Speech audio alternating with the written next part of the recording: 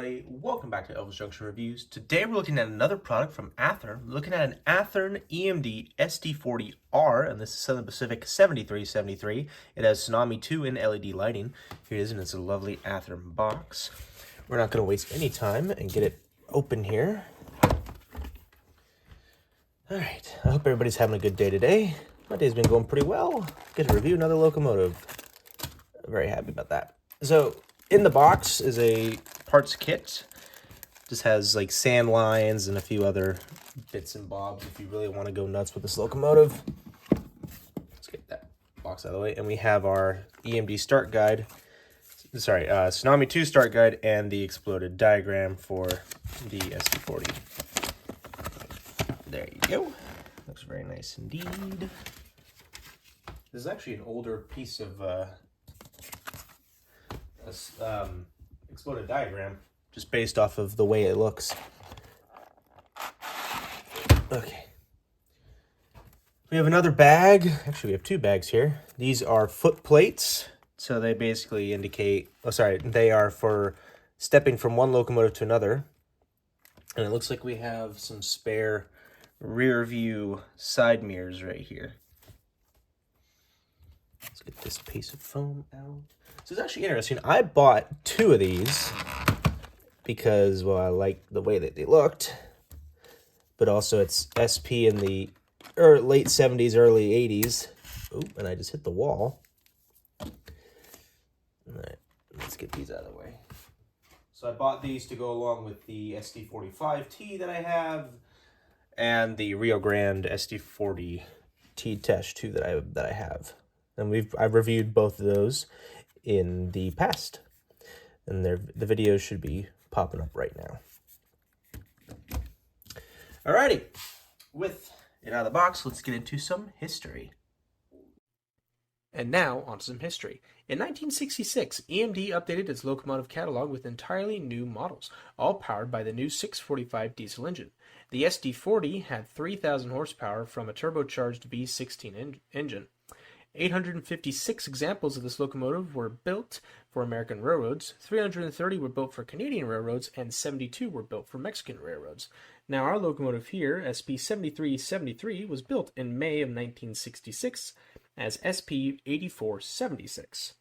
Now, in 1981, this locomotive went through something called the grip rebuild, so it was taken to the SP's Sacramento shops, and it was rebuilt pretty much from the ground up, giving it new electronics, new lights, a lot of new things. So, it would last up until 1996 when the UP-SP merger occurred, and it pretty much kept the light package it had and avoided the speed lettering logo. And eventually, it was sold off to the Pacific Harbor Line, which is in LA, in the LA area. All right, so with history out of the way, let's get into some details, starting with the front. Alrighty, so we're looking at the front of the locomotive, and we're going to start away from the top and work our way down to the bottom, as we always do. Starting at the very top, you can see the horn. It's a Nathan P2 right here. Right next to it is a radio antenna, and right below the horn is the gyro light, which activates when the locomotive has power and is in the forward motion, and it does a gyro light-like flash. We have our number boards, 7373, on either side of the gyro light. Unfortunately, those do not light up because this is not a Genesis locomotive. Below the number boards, we have our windshields and our separately applied windshield wipers here, as well as there. You can see the door that leads into the cab from the front of the locomotive. We have a grab iron right here, as well as a sand filler hatch here. And there's another sand filler hatch right there. And there's another grab iron here. We have our UDE light, essentially, and actually let's focus on that, sorry. This is the UDE light. Essentially, what it does is that if the train goes into emergency, all other lights turn off and this turns on. It's a big red light, and it can also be used as an end of train light if this is a helper in helper service. We have our main headlight, which activates when the locomotive has power and is in the forward motion. We have our class lights here and here. Unfortunately, they are painted. They are not actual lights. You would need a Genesis or a scale trains unit for your class lights. We have a big SP here on the front of the nose and two grab irons that are painted red here and here. You can see the walkway light here, our handrails, as well as the handrail chain. And let's actually focus on the pilot's area here. Here's that walkway that I mentioned earlier that was on the parts bag. As you can see on the locomotive, immediately it's been lifted up. We have an MU socket right here, our coupler cut bar, 3 MU hoses on either side of the knuckle here and here. There's our air brake hose, the snow plow, and our knuckle.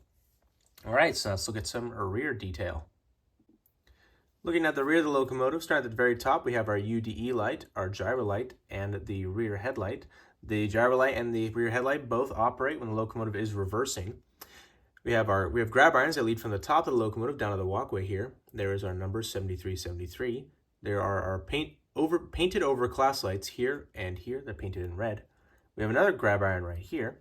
You can't see it, but if I focus on the pilot section, there's a little white spot right here. You can just see it if you squint enough, but that is the walkway light. It is there. We have another MU socket right here. Here's our coupler cut bar, our handrails with painted white for where you grab on. There's our knuckle, our air brake, and our 3 separate MU hoses here and here. All right, so let's look at some side detail. Looking at the conductor side of the locomotive, we're starting at the front here and work our way right. At the front here, you can see the walkway steps that lead up to the forward walkway. We have a big F to indicate this is the front of the locomotive. The lovely truck detail here, as well as a jack pad. It says hopper water right here. Batteries, you can see the handbrake right here. You can also see that grab iron that I mentioned earlier. It says Roseville right here to indicate that this locomotive's home base was in Roseville, California, a place I have visited many times, being in the local area. Oops. We have our sunshade, and you can see the windows have splayed out once again, annoying the heck out of me. We have our number 7373. You can actually see the cables that lead, the wires that lead to the forward headlight, as well as the gyro light here. There is the bell. As we look along here, you can see the blower, a battery box right here, some grates for the dust collector, which is right here, the dustbin collector. We have our fuel tank, one of the air tank reservoirs right here. Move the locomotive along, you see Southern Pacific. This is the side view of the dynamic brake fan arrangement. As we keep going, you can see some more vents, as well as this little step here and a little grate here. We have our truck detail for the rear, a jack pad right here.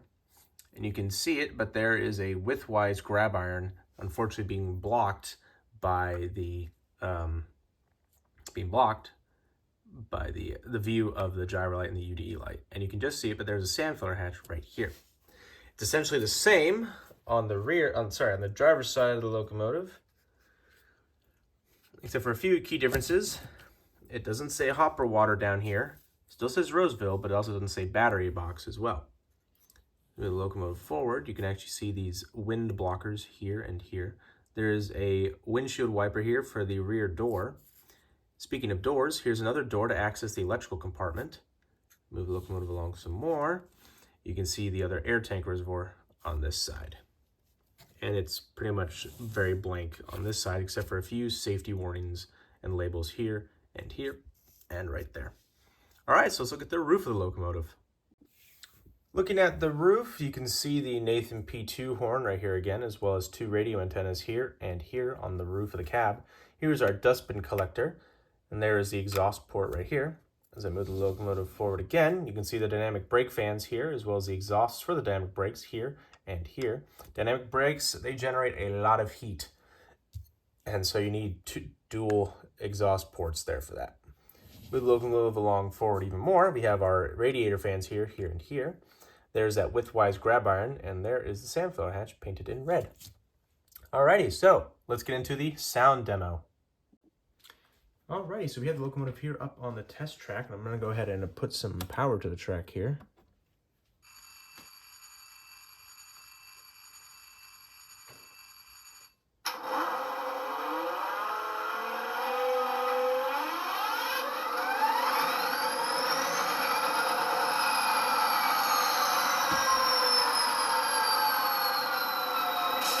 Alrighty, it's time to go over some basic features. F0 is the main headlight. You can see it on there. Oops. Now, F1 is the bell.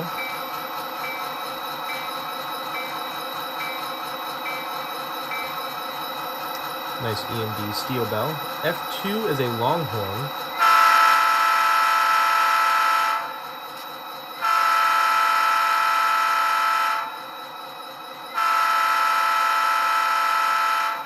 F3 is a short horn. Very nice. Now F4 is dynamic brakes or straight to idle. Now unfortunately don't have a lot of test track here. As you can see, my hand is just, that's as much test track as I have left apart from right here in front. But anyway, those F4 only really works when you're actually moving. F5 is it's the gyro light. Now on your screen, it appears to be not looking so good, but do not worry, that is a result of the camera's 60 frames per second. LEDs flash at a very high rate of per second, so high frames. So that's why it appears to be almost looking like it's giving up. Now F6, I believe, does nothing for this locomotive. That's okay. F7 is to dim the forward headlight and also cab chatter. And you can just hear it. So I'm actually going to shut off the locomotive here, and then we're going to hit F7. You can hear the cab chatter.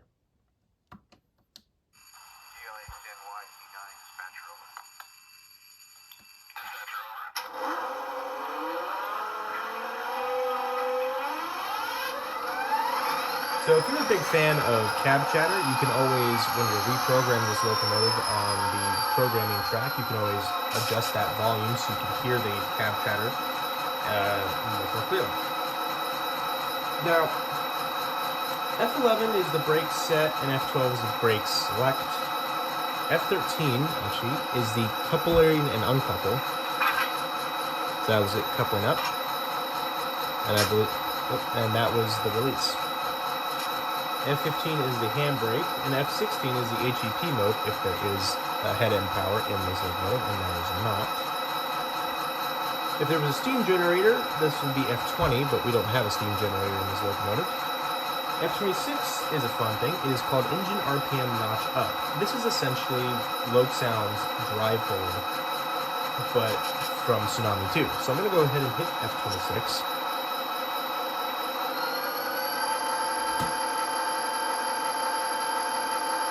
So as you can see, it notched up a bit. I'm going to keep spamming it until we hit notch 8 here.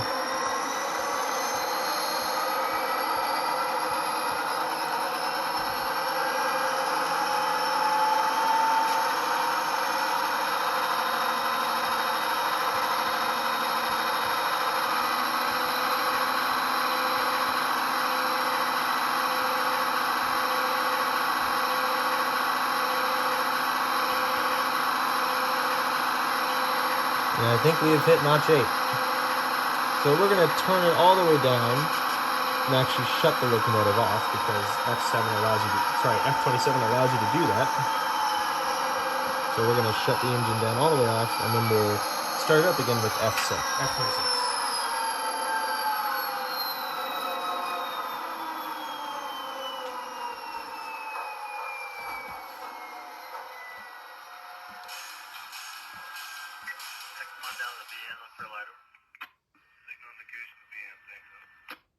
Alright, so now we hit F26 once,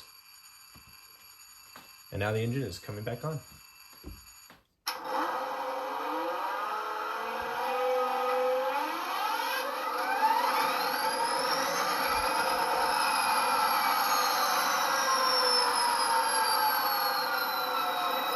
Very cool indeed. And I'll give you one more blow of the horn, and then we will get to my final thoughts.